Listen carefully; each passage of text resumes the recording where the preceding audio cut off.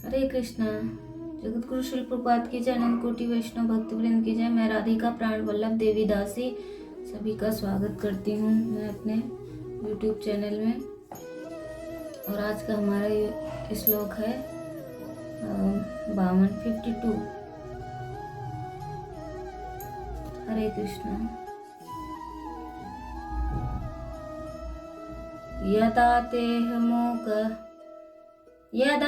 मोहकलिलं बुद्धि व्याप्तिरस्विष्यति तदा गन्ता असि निर्वेदं श्रुतस्य च।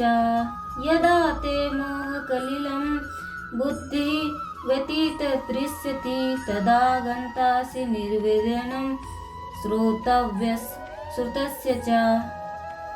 यदा ते मोहकलिलं बुद्धि व्यतिरिष्यति तदा गन्ता असि निर्वेदं श्रुतस्य च।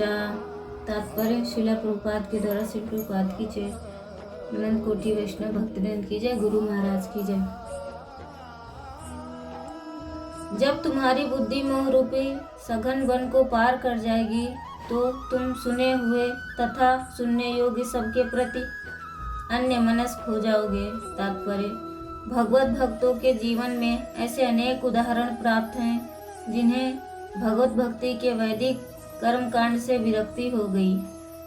जब मनुष्य श्री कृष्ण को तथा उनके साथ अपने संबंध को वास्तविक रूप में समझ लेता है तो वह सकाम कर्मों के अनुष्ठानों के प्रति पूर्णतया अन्य मनस्क हो जाता है, भले ही वह अनुभवी ब्राह्मण क्यों न हो। भक्त परंपरा के महान भक्त तथा आचार्य श्री माधवेंद्रपुरी का कहना है, संध्यावदनं भद्रमस्तु भवतो भो स्नानं तुभ्यं नमो भो देवा पितरस्य तर्पण विधो नहं क्षमा क्षम्यताम् यत्र कपि निषद्यादौ कुलोत्तमस्य कंसदिशि स्मरम अघम हरामि तदलं मन्ये किमान्य में। हे मेरी त्रिकाल प्रार्थनाओं तुम्हारी जय हो। हे स्नान तुम्हें प्रणाम है। हे देवता पितृगण, अब मैं आप लोगों के लिए तर्पण करने में असमर्थ हूँ। अब तो मैं जहाँ बैठता हूँ यादव कुलवंशी कंस के हंता श्री कृष्ण का स्मरण करता हूँ और इस तरह मैं अपने पाप में बंधन से मुक्त हो सकता हूँ। मैं सोचता हूँ कि यही मेरे लिए पर्याप्त है। वैदिक रस्में तथा अनुष्ठान यथा त्रिकाल संध्या, प्रातः कालीन स्नान, पितृ तर्पण आदि नवदीक्षितों के लिए अनिवार्य है, किंतु जब कोई पूर्णतया कृष्ण भावनामृत हो और कृष्ण की दिव्य प्रेमा भक्ति में लगा हो तो वह इन विधि विधानों के प्रति उदासीन हो जाता है, क्योंकि उसे पहले ही सिद्धि प्राप्त हो जा चुकी होती है। यदि कोई परमेश्वर कृष्ण की सेवा करके ज्ञान को प्राप्त होता है तो उसे शास्त्रों में वर्णित विभिन्न प्रकार की तपस्याएं तथा यज्ञ करने की आवश्यकता नहीं है। तो यहाँ पे प्रभुपाद जी यही बोलते हैं, बता रहे हैं कि जो कृष्ण की और परमेश्वर की सेवा करके ज्ञान को प्राप्त होता है उसे शास्त्रों में वर्णित विभिन्न प्रकार की तपस्याएं तथा यज्ञ करने की आवश्यकता नहीं है। जो लोग कृष्ण की शरण में चले गए हैं उनको बहुत प्रकार से यज्ञ तपस्या करने आवश्यकता ही नहीं रह जाती है, जैसे कि वैदिक कर्म कांड है, पितरों को तर्पण करना, ये सारी चीजें जब हम कृष्ण को तुष्ट कर रहे हैं तो ये सारी चीजें स्वतः ही अपने आप तुष्ट हो जाती हैं। जैसे ग्रह दोष, पितृदोष, ये सारी चीजें अपने स्वतः ही तुष्ट हो जाती हैं। विभिन्न प्रकार की तपस्याएं तथा यज्ञ करने की कोई आवश्यकता नहीं रह जाती। इसी प्रकार जो यह नहीं समझता है कि वेदों का उद्देश्य कृष्ण तक पहुंचना है और अपने आप को अनुष्ठान आदि में व्यस्त रखता है, वह केवल अपना समय नष्ट करता है। कृष्ण भावना भावित व्यक्ति शब्द ब्रह्म की सीमा या वेदों तथा उपनिषदों की परिधि को भी लांघ जाता है। तो यहाँ पर कितना सुंदर बता रहे हैं श्रील प्रभुपाद कि जो इसी प्रकार जो यह नहीं समझता है और वेदों के उद्देश्य से कृष्ण तक पहुंचना। जो वेदों का उद्देश्य है वो सिर्फ क्या है, वो सिर्फ लक्ष्मी माया प्राप्त करने के लिए नहीं, वो सिर्फ कृष्ण तक पहुंचना है। और अपने आप को अनुष्ठान आदि में जो व्यस्त रखता है, जैसे आज हवन करवा रहे हैं, कल वहाँ पे तप करवा रहे हैं, और यहाँ पे ये दुनिया भर की चीज़ें करवाते रहते हैं, तो ये चीज़ें जो करता है वो अपना समय ही वेस्ट कर रहा है, नष्ट कर रहा है। कृष्ण भावना भावित व्यक्ति शब्द ब्रह्म की सीमा या वेदों तथा उपनिषदों की परिधि को भी लांघ जाता है। जो कृष्ण भावना भावित व्यक्ति है वो वेद और उपनिषद की जो परिधि है उसको भी लांघ जाता है। बहुत सुंदर है कि जो कृष्ण की सेवा कर रहे होते हैं उनको वैदिक कर्म कांड करने की आवश्यकता नहीं, और जो ये करता है वो अपना समय ही व्यर्थ में गंवा रहा है। और जो वैदिक कर्म कांड है वो किस लिए है, वो सिर्फ कृष्ण को तुष्ट करने के लिए है। और यहाँ मायावादी लोग सोचते हैं कि ये वाला हवन यज्ञ करने से हम स्वर्ग को चले जाएंगे, तो वो सिर्फ और सिर्फ अपना समय ही नष्ट कर रहा है। क्योंकि जो स्वर्ग में जाते हैं वहाँ पर कुछ ही समय तक रुकते हैं, जब यहाँ का पुण्य उनका क्षीण हो जाता तो फिर इसी मृत्यु लोक में दुखालय में शाश्वतम में आ जाते हैं। यदा ते मोह कलिलम बुद्धि व्यवरति तिरिष्यति, शरीर में अहंता और ममता करना तथा शरीर संबंधी माता पिता भाई भौजाई स्त्री पुत्र वस्तु पदार्थ आदि में ममता करना मोह है। ये सब मोह है। कारण है कि इन शरीरादि में अहंता ममता है नहीं, केवल अपनी मानी हुई अनुकूल पदार्थ वस्तु व्यक्ति घटना आदि के प्राप्त होने पर प्रसन्न होना और प्रतिकूल पदार्थ वस्तु व्यक्ति आदि के प्राप्त होने पर उद्विग्न होना, संसार में परिवार में विषमता पक्षपात मात्सर्य आदि विकार होना, यह सब का सब कलिल अर्थात दलदल है। तो ये सारी चीजें दलदल हैं, मोह का कारण है। इस मोह रूपी दलदल में जब बुद्धि फंस जाती है तब मनुष्य किम कर्तव्य विमूढ़ हो जाता है। फिर उसे कुछ सूझता नहीं है। उसको लगता है कि इनकी इच्छाएं पूर्ण करना मेरा उत्तरदायित्व है, इनकी देख रेख करना मेरा उत्तरदायित्व है, और घर की इच्छाओं को पूर्ण करना मेरा उत्तरदायित्व है। ठीक है, वो करो, वो परम उत्तरदायित्व है। किंतु ये भी तो याद रखना चाहिए कि हमारा मुख्य उद्देश्य क्या है। मुख्य उद्देश्य है कृष्ण को तुष्ट करना। और अगर कृष्ण को तुष्ट नहीं कर पा रहे हो तो यहाँ पर अपना समय ही बर्बाद कर रहे हो, व्यर्थ में गंवा रहे हो, व्यर्थ में ही गंवा रहे हो। और बुद्धि जब मुंह में फंस जाती है तब मनुष्य को कुछ भी नहीं सूझता है। वह स्वयं चेतन होता हुआ भी शरीरादि जड़ पदार्थ में अहमता ममता करके उनके साथ अपना संबंध मान लेता। अहमता और ममता करके उनके साथ में अपना संबंध मान लेता है। पर वास्तव में यह जिन जिन चीजों के साथ संबंध जोड़ता है वे चीजें इसके साथ सदा नहीं रह सकती। अब समझ में आ गया कि जो जो चीजों के साथ संबंध जोड़ता है, जैसे कि शरीर संबंधी माता पिता भाई भौजाई स्त्री पुरुष वस्तु पदार्थ आदि में ममता मोह, तो ये सब चीजें नष्ट हो जाती हैं। वो चीजें सदा नहीं चल सकती या भी उनके साथ सदा नहीं रह सकती, परंतु मोह के कारण इसकी इस तरफ की दृष्टि ही नहीं जाती। प्रत्युत यह अनेक प्रकार के नए नए संबंध जोड़कर संसार में अधिक से अधिक फंसता चला जाता है। अब कुछ ये वास्तविक घटना है कि जैसे नए संबंध मिलते गए हैं और पुराने संबंधों को छोड़ दिए तो वो उसमें फंस गए हैं। इतने अच्छे से माला करते हैं, इतने अच्छे से जाप करते हैं, इतने अच्छे से एकादशी का पालन करते हैं, किंतु नए संबंधों के मिलने के कारण सारी चीज़ें स्वतः ही अपने आप छूट गईं, क्योंकि वो मोह में इतना ज़्यादा प्रबल हो गए, उस दलदल में गिर गए। उनको पता ही नहीं है कि वो कहाँ जा रहे हैं। यदि उनको कोई हाथ पकड़ के खींच रहा है तो वो हाथ झटक देते, कहते नहीं हमें नहीं जाना, हमें अभी और भोग भोगना है, हमें और यहाँ पर अपराध करने हैं। अगर उनको एक भक्त है जो खींच रहा हो तो वो कहेंगे कि नहीं तुम गलत हो हम सही है, फिर ऐसे लोगों के पीछे भी नहीं पड़ना चाहिए, क्योंकि वो मोह में इतने ज्यादा प्रबल हो चुके हैं। तो सबल अपने समय पर ही होंगे, जब उनकी स्वीकृति इकट्ठी होगी धीरे धीरे। अब स्वीकृति कब इकट्ठी होंगी वही जानते होंगे।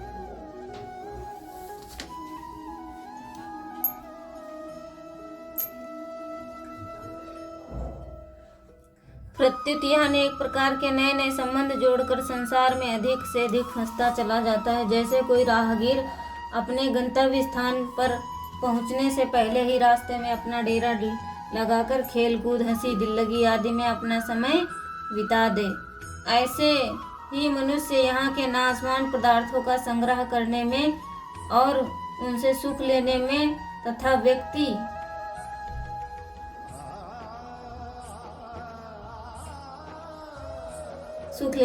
व्यक्ति परिवार आदि में ममता करके उनसे सुख लेने में लग गया। यहाँ इसकी बुद्धि का मोह रूपी कलिल में फंसना अर्थात दलदल में गिरना। अब यहाँ पर कितना सुंदर बताया जा रहा है कि जैसे कोई पथिक है, वो जा रहा हो और रास्ता थोड़ा सा दूर हो, तो वो उस रास्ते में अपना घर वर बना लिया और वहीं पे रह गया। अब वो घर का रास्ता भूल गया। जब घर की याद आती है तो रोता है, लेकिन उसने यहाँ पर इतना ज़्यादा मोह फैला लिया है, ज़्यादा अपना कर लिया, उसको याद ही नहीं आती और वो दलदल में गिर गया। और जो दलदल में गिरता है वो जल्दी से निकल कहाँ पाता है। उसको निकालने वाले भी बहुत कम मिलेंगे, और जो निकालेंगे उनको मूर्ख बताया जाता है। हमें शरीर में अहंता ममता करके तथा परिवार में ममता करके यहाँ थोड़े ही बैठे रहना है। इनमें ही फंसे रहकर अपनी वास्तविक उन्नति कल्याण से वंचित थोड़े ही रहना है। हमें तो इनमें ना फंसकर अपना कल्याण करना है। ऐसा दृढ़ निश्चय हो जाना ही बुद्धि का मोह रूपी दलदल से तरना है। अब जब पता लग गया हो कि हमें ऐसे निकला जा सकता है, क्योंकि ये सारी चीजें हमारे साथ हमेशा तो नहीं रहने वाली, और फिर भी हम उस गड्ढे में गिरे, तो ये महामूर्खता है, मूर्खता है, महामूर्खता।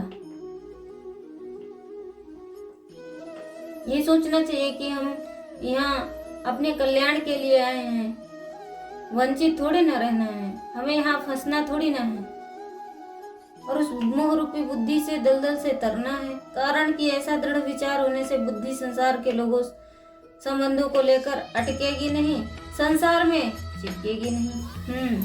तो यहाँ पर कितना सुंदर लिखा है कि जब हम यही सोचें कि हमें यहाँ पे फंसना थोड़ी ना, डेली डेली अगर हम प्रत्येक दिन प्रत्येक क्षण यही सोचेंगे, विचार करेंगे कि हमें यहाँ फंसना थोड़ी ना है, हम यहाँ फंसने के लिए आए नहीं है, हमें तो यहाँ संसार से निकलना है, इस दलदल से निकलना है, तो कभी ना कभी सफलता मिलेगी। ऐसा नहीं है कि हमने किसी कार्य को प्रारंभ किया और उसमें सफलता या विफलता मिली, कुछ तो मिलता है। सफलता ना मिली, विफलता मिली, विफलता भी ना मिली, तो एक अनुभव मिलता है। तो ऐसे हम संसार से चिपकेंगे नहीं। मोह रूपी कलिल से तरने के दो उपाय हैं, विवेक और सेवा। विवेक जिनका वर्णन दूसरे तेज होता है तो वह असत विषयों की रुचि करा देता है। जिनका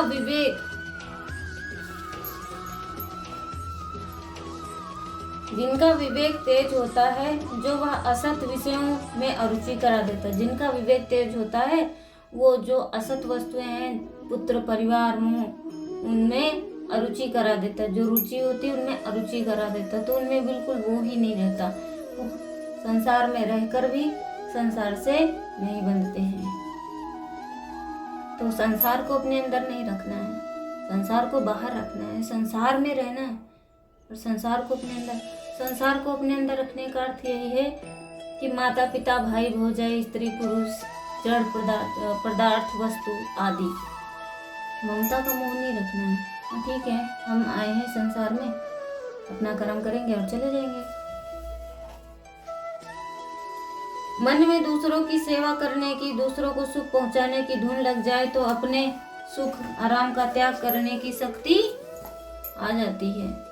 जब हम दूसरों की से, यहाँ पर कितना सुंदर पॉइंट है, कितनी मेरी इसमें सहायता हो रही है कि अब हम ऐसे ही पता लगा सकते हैं कि जब हम दूसरों को सुख पहुंचाने की चेष्टा करेंगे, दूसरों को सुख देने की धुन अगर लग जाएगी और दूसरों को सुख देने की धुन लग जाएगी, तो जो सुख आराम त्याग करने की शक्ति अपने आप आ जाएगी। दूसरों को सुख पहुंचाने का भाव जितना तेज होगा, उतना ही अपने सुख की इच्छा का त्याग करना होगा। जैसे शिष्य की गुरु के लिए, पुत्र की माता के लिए, नौकर के मालिक के लिए सुख पहुंचाने की इच्छा हो जाती है, तो उनके अपने सुख आराम की इच्छा स्वतः सुगमता से मिट जाती है। ऐसे ही कर्म योगी का संसार मात्र की इच्छा सेवा करने का भाव हो जाता है, तो उसकी अपने सुख भोग की इच्छा स्वतः मिट जाती है। विवेक विचार के द्वारा अपनी भोग इच्छाओं को मिटाने में थोड़ी कठिनता पड़ती है। कारण है कि अगर विवेक विचार अत्यंत दृढ़ ना हो तो वह तभी तक काम देता है जब तक भोग सामने नहीं आते। ये भी सत्य है कि जिनका विवेक कमजोर है, और विवेक तब तक साथ देगा जब तक उनके सामने भोग इच्छाएं सामने ना आ जाएं, और जैसे ही भोग इच्छाएं सामने आती तो उनका विवेक कमजोर हो जाता है। तो इसलिए अपने विवेक में ना इतना दृढ़ होना चाहिए कि हम त्याग करने की शक्ति मिले और उस शक्ति का हम प्रयोग कर सकें। अपने जो आराम की इच्छा है, भोग भोगने की इच्छा, उसका त्याग हो सके। तब साधक प्रायः उनको देखकर विचलित हो जाता है, परंतु जिसमें सेवा भाव होता है उसके सामने बढ़िया से भी बढ़िया भोग आने पर वह भोग को दूसरों की सेवा में लगा देता है, अतः उसकी अपने सुख आराम की इच्छा सुगमता से मिट जाती है। इसलिए भगवान ने सांख्य योग की अपेक्षा कर्मयोग की श्रेष्ठ, सुगम व जल्दी सिद्धि देने वाला बताया है। तदा गंतस्य निर्वेदम श्रोतव्यस्य श्रुतस्य च। मनुष्य ने जितने भोगों को सुन लिया, भोग लिया, अच्छी तरह से अनुभव कर लिया, वे सब भोग यहाँ श्रुतस्य पद के अंतर्गत हैं। स्वर्गलोक, ब्रह्मलोक आदि के जितने भोग सुने जा सकते हैं, वे सब भोग यहाँ श्रोतव्य पद के अंतर्गत। जब तेरी बुद्धि मोह रूपी दलदल को तर जाएगी, तब श्रुत अहलौकिक और श्रोतव्य परालौकिक भोगों से, विषयों से तुझे वैराग्य हो जाएगा।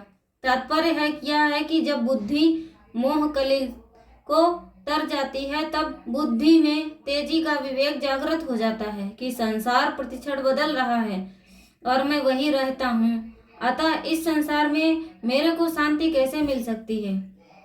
जब संसार बदल रहा है तो मेरे को यहाँ पे शांति कैसे मिल सकती है? नहीं मिल सकती शांति, मेरा अभाव कैसे मिट सकता है। तब श्रुत और श्रोतव्य जितने विषय हैं, उन सबसे स्वतः वैराग्य हो जाता है। यहाँ भगवान को श्रुत स्थान के भुक्त और श्रोतव्य के स्थान पर भोक्तव्य कहना चाहिए था, परंतु ऐसा ना कहने का तात्पर्य है कि संसार में जो परोक्ष अपरोक्ष विषयों का आकर्षण होता है वह सुनने से ही होता है।